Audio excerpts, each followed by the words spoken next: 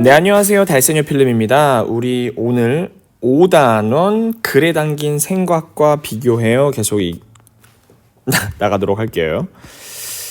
글에 담긴 생각과 글씨 원래 못 쓰는데 너무 심한데. 비교해요 하트. 자, 오늘은 5, 6차시 진행을 할 거고요. 5, 6차시 진행을 할 거고 교과서는 죄송합니다. 226쪽부터 233쪽이에요. 아마 읽는 내용이 좀 많은 것 같아요. 글쓴이의 생각과 자신의 생각을 비교하면서 글을 읽기. 우리 열하일기라는 책을 한번 보도록 하겠습니다. 뒤에 어떤 내용이 나오는지. 이거는 좀 지워야 되겠다. 왜냐면 선생님이 우리 반 친구들이랑은 미리 수업을 했어가지고, 그쵸? 그래서 선생님이 중요한 내용을 좀 찍어놨던 내용들이 조금 있어요. 죄송합니다.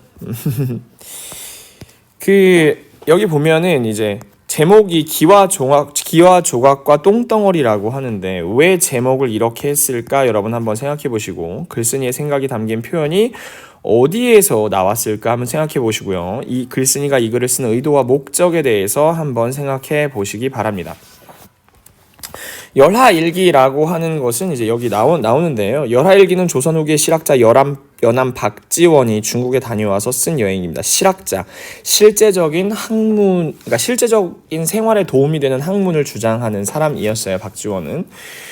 당시 중국은 아무나 갈 수 있는 곳이 아니었습니다. 그만한 자격과 능력이 요구되었죠. 그러나 반대로 중국에 가려고 굳이 나서는 사람도 어렵어요. 왜냐하면은 몇 달간 누런 모래바람을 뒤집어 써야 하는 험단한 여행길을 누가 나서겠습니다. 지금처럼 비행기를 타고 가는 게 아니었으니까 말 타고 가거나 걸어갈 거 아니에요. 그러니까 얼마나 오래 걸렸겠어요. 그렇죠? 하지만 박지원은 호기심이 많고 모험정신이 가득한 사람이었습니다. 중국에 갔다가 무사히 고국으로 돌아온 박지원은 3년 동안 정성을 쏟아서 열하일기를 썼어요. 자신이 느낀 바를 진솔하게 기록했기에 책 이름에 일기라는 말을 붙였어요. 그러나 사실 열하일기는 개인의 감상을 늘어놓은 것이 아니고 시대를 앞서가는 연함의 생각과 기억, 철학과 세계관을 한데 모은 지식의 저장소입니다. 그랬어요. 선생님이 대충은 기억이 나는데 잘 기억이 안 나서 한번 열하일기를 한번 검색해 볼게요. 열하일기 한번 검색해 보겠습니다. 그럼 이제 나오겠죠, 여기? 제작 시기는 1901년, 11년, 32년에 나오고요. 26번. 되게 기네요. 그렇죠? 여기 뭐라고 써 있냐면은 이렇게 써 있죠. 1780년 정조 4년에 저자가 청나라 건융제라고 하는 황제예요. 7수년, 그러니까 70번째 생일이겠죠. 축하하기 위해서 사행하는 삼종형 박명원을 수행하여, 그러니까 이게 형이 있었어. 자기 가족의 형이 있었는데 박명원이라는 사람을 따라간 거죠. 그러니까 박지원이 좀 운이 좋았던 거예요. 청나라 고종의 피서지인 열하를 여행하고 돌아와서 청조 치하의 북중국과 남만주 일대를 견문하고 누구들을 만나고 이제 돌아오는 내용이었습니다. 그러니까 쉽게 말해서 무슨 말이냐면은 박지원이 이 중국에 가는 메인이 아니었어요. 원래 이제 다른 형이었는데 약간 지인 찬스로 간 거지. 원래는 북경이 목적지였는데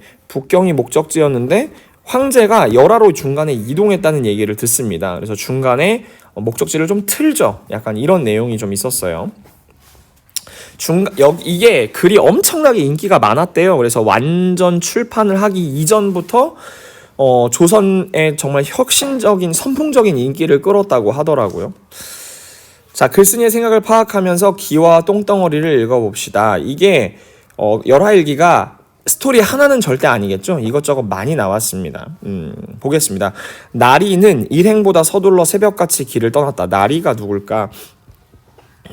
나리의 부진어람 때문에 말은 힝 울고 잠이 덜 깬 장보기는 투덜거렸지만 창대는 그런 나리가 좋았다. 나리 덕분에 창대는 이번 사행길이 흙먼지만 먹고 가는 마부의 길이 아니라 자기 자신을 찾는 여행처럼 느껴졌다. 등장물이 3명이 등장을 하네요.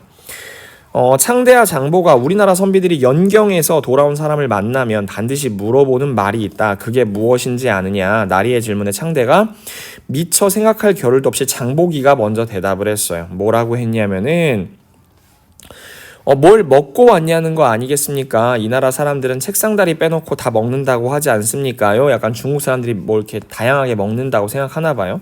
장보기의 대답에 나리는 껄껄 웃으며 고개를 저었어요. 이번 여행에서 제일 가는 경치가 무엇이었는지를 물어본다는 거죠.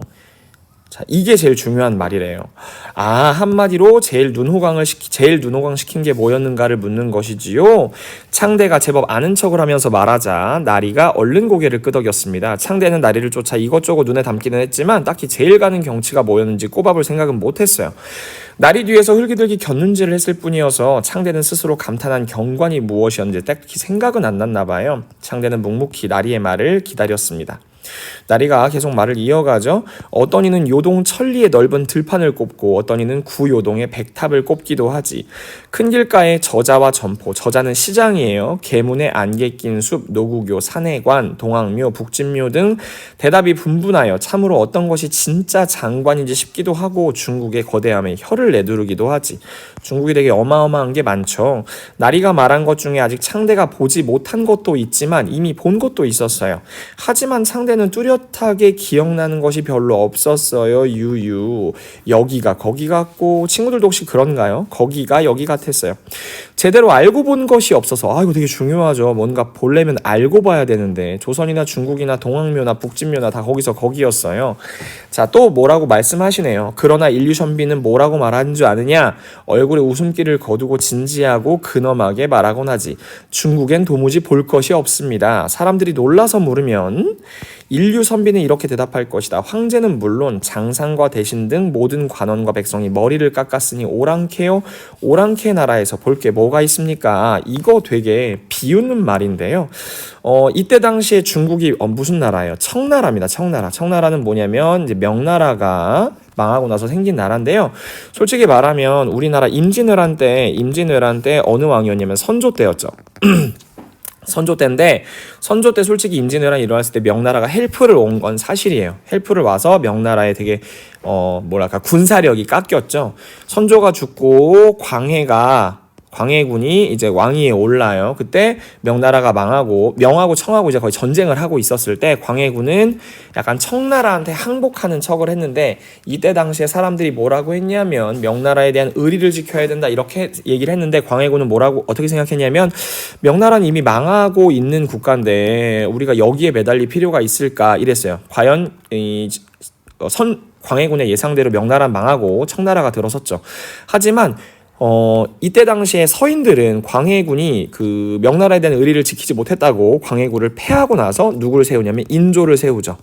인조를 세우고 나서 청나라랑 전쟁을 하죠. 그게 호란이죠. 호란. 삼전도의 굴욕 이런 거 나왔던 거죠. 근데 이제 여기에 이 말은 뭐냐면 우리는 청나라를 숭상하지 않는다. 왜냐면 머리를 깎았다잖아. 머리 여러분 알죠? 변발이라 그래서 앞에는 싹 밀고 뒤에만 묶어가지고 하는 머리들 있잖아. 그러니까 오랑캐의 나라라고 얘기하는 건 청나라를 얘기하는 거예요. 왜냐면 아직까지도 명나라를 사대하는 그런 얘기가 있으니까요. 좀 슬픈 얘기죠. 나리의 말에 장보기가 무릎을 치며 깔깔 웃었습니다. 진짜 인류 선비가 맞는뎁쇼? 어찌 그리 내 속을 시원하게 알아준단 말입니까? 맞지요. 중국은 오랑캐 나라인데 볼거리가 뭐가 있겠습니까? 나리는 장보기의 말에 대꾸 없이 말을 이어나갔다. 인류 선비들은 또 이렇게 말할 것이다. 성곽은 만리장성을 본받았고 궁실은 아방궁을 흉내냈을 뿐입니다. 선비와 백성은 위나라 진나라 때처럼 위나라는 조조나라, 진나라는 시황제 나라인데 되게 옛날 나라죠. 겉만 화려한 기풍을 쫓고 풍속은 온갖 사치에 빠져 있습니다. 10만 대군을 얻어 산해관으로 쳐들어가 만주족 오랑캐를 소탕한 뒤래야 비로소 경치를 이야기할 수 있습니다. 만주족 오랑캐 청나라 변발한 사람들을 얘기하는 거죠.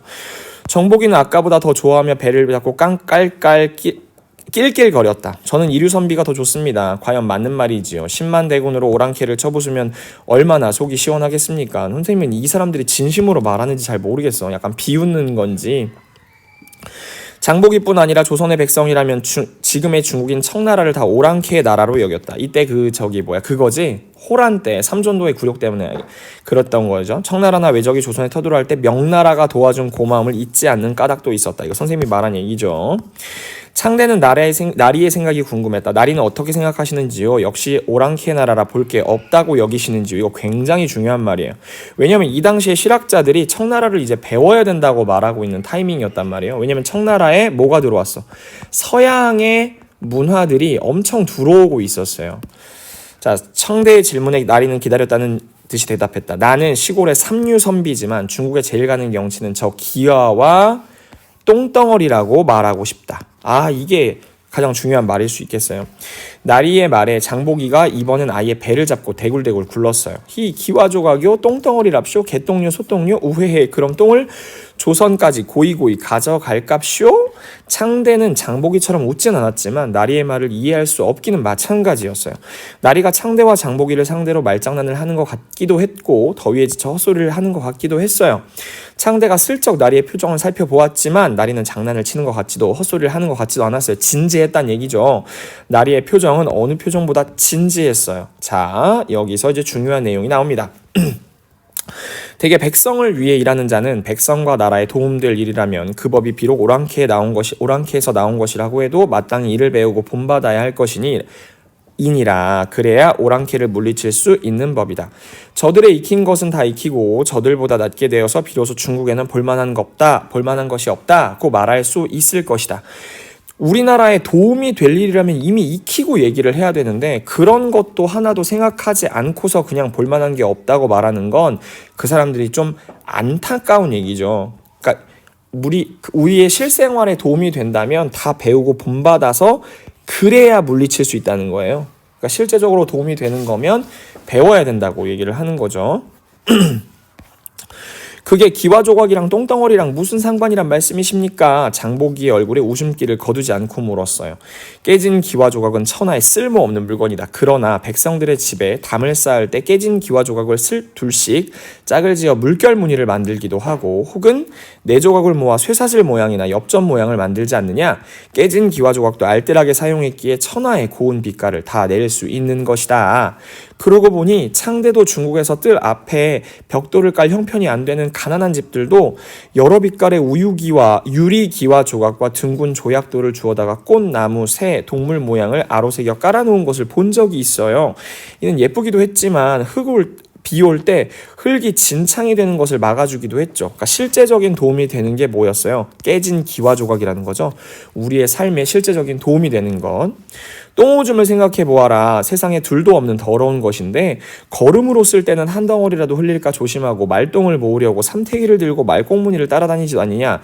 똥을 모아 그냥 두는 법도 없다. 네모 반듯하게 쌓거나 팔각, 육각 등의 누각으로 쌓아 올려 똥 걸음 모양을 만들어 두지 않느냐. 그러니 나는 임포턴트죠. 저 깨진 기와 조각과 똥덩어리야말로 가장 볼만한 것이라 꼽을 것이다. 높디 녹은 성곽이나 궁실, 웅장한 사찰이나 광활한 벌판보다 이것들이 더 아름답지 않겠느냐. 즉 여기서 말하고자 하는 여기서 나리가 말하고자 하는 것은 실제 생활에 도움이 되는 것이 가장 볼만한 것이고 중요한 것이다. 이렇게 말하고 있는 거예요. 말을 마친 나리는 이건 응가겠죠, 응가. 흐뭇한 표정으로 주위를 둘러보았어요. 창대도 나리를 따라 주위를 둘러보았어요. 저 멀리 똥 누각이 보였습니다.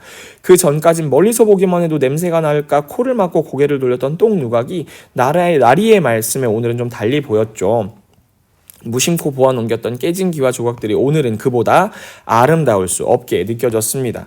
창대의 머릿속에 불현듯 스치는 생각이 있었습니다. 깨진 기와 조각을 눈여겨보던 날이라면 똥오줌을 아름답다 하는 날이라면 혹시 뭐라고 얘기해요? 나리, 저 같은 천민도 저런 똥오줌이나 깨진 기와처럼 쓸모가 있을깝쇼. 되게 조심스러운 말이긴 해요. 약간 신분 철폐, 신분 해방 약간 이런 느낌이 있긴 한데 자, 창대보다 입을 먼저 연 건 장보기였습니다. 자신의 생각과 비슷한 장보기의 말에 창대는 깜짝 놀라서 장보기를 쳐다보았죠. 낄낄거리며 웃던 장보기의 얼굴에는 어느새 장난기와 웃음기가 싹 거쳐 있었습니다. 나리에게 묻는 장보기의 말투도 사뭇 가라앉아 있어서요. 진지해진 거죠. 나리는 대답 대신 장보기를 잠시 말없이 내려다보았어요. 눈빛이 따뜻한 것 같기도 했고 흔들리는 것 같기도 했어요. 창대는 나리의 대답이 너무나 궁금했어요. 홍여 똥오줌보다 내가 못할까? 깨진 기와 조각보다 쓸모가 없을까? 가슴이 조마조마했죠. 창대가 느끼기에는 한 식경 같은 시간이 지나갔습니다. 식경이라고 하는 건 아래 설명이 나왔죠? 잠깐 동안이란 뜻인데 식은 이제 밥 먹을 식이고요. 자, 여기 또 좋은 내용 나옵니다. 똥과 기와 조각은 사람의 손길에 따라 쓰임새가 정해지기도 하고 버려지기도 하는 거다. 사람으로 태어나서 어찌 다른 사람의 손길만 기다리겠느냐. 스스로 쓰임새를 찾는다면 어찌 똥오줌이나 깨진 기와 조각의 쓰임새에 비하겠으며 그러지 못하다면 길거리에 굴러다니는 개똥보다도 못할 것이다 라고 얘기했어요. 그래도 좀 애매하게 얘기했죠. 애매하게 얘기해서 그러니까 네가 스스로 쓸모있게 살아라 약간 이렇게 얘기했더니 약간 짜증난 거지. 그게 뭐예요? 맞으면 맞는다, 아니면 아니다. 명확하게 대답을 해 주셔야죠. 그랬더니 뭐라고 말했냐면 스스로의 가치는 스스로가 매기는 거다. 다른 사람에게 맡길 것이 아니다. 되게 자기 주체성에 대해서 얘기하고 있어요. 그렇죠? 자기 주체, 자기 스스로 책임지는 거다라고 얘기를 하고 있죠. 그 후로 장보기가 아무리 아양을 떨고 투정을 부려도 나리는 입을 열지 않았어요. 창대는 나리의 말을 씹고 또 곱씹어 보았습니다. 스스로의 쓰임새를 스스로가 찾지 않으면 똥오줌 깨진 기와 조각보다 못하다는 말은 창대의 가슴을 아프게 했습니다. 나의 쓰임새는 무엇인가? 말고삐를 잡고 흙먼지를 마시는 것밖에 세상에서 창대가 할 수 있는 일은 없어 보였습니다. 장보기는 그새 진지함은 개눈 감추듯 하고 흥얼흥얼 콧노래를 부르고 있었죠. 창대는 저 멀리 서 있는 똥누각이 차라리 부러웠어요. 쟤는 그대로 가치가 있어 보였기 때문이지요. 아이고 그렇군요. 기와와 똥덩어리에 나타난 글쓴이의 생각을 한번 찾아볼 건데요. 책 친구가 이야기하는 거 먼저 한번 읽어볼게요. 글에 담긴 글쓴이의 생각을 파악하려면 제목을 봐야 되고요. 글쓴이의 생각이 담긴 표현을 좀 봐야 돼요. 이 글은 글쓴이가 나리의 말로써, 글쓴이 박지원이죠. 아마 나리가 박지원일 거예요. 자신이 전하고 싶은 의도와 목적을 나타냈다고 얘기할 수 있습니다. 글쓴이가 제목을 기와와 똥덩어리라고 한 까닭은 무엇일까요? 글쓴이는 나리가 중국에서 기와 똥덩어리를 인상 깊게 봤다고 생각했기 때문이야 라고 했는데, 선생님은 조금 더 한층 나아가 보자면 뭐라고 얘기할까 하면요. 기와와, 너무 큰데? 좀 얇게 해볼까? 이걸로 할까? 나 그냥, 선생님 그냥 그 타자로 한번 쳐드릴게요. 키보드로. 자, 선생님은, 아이고야!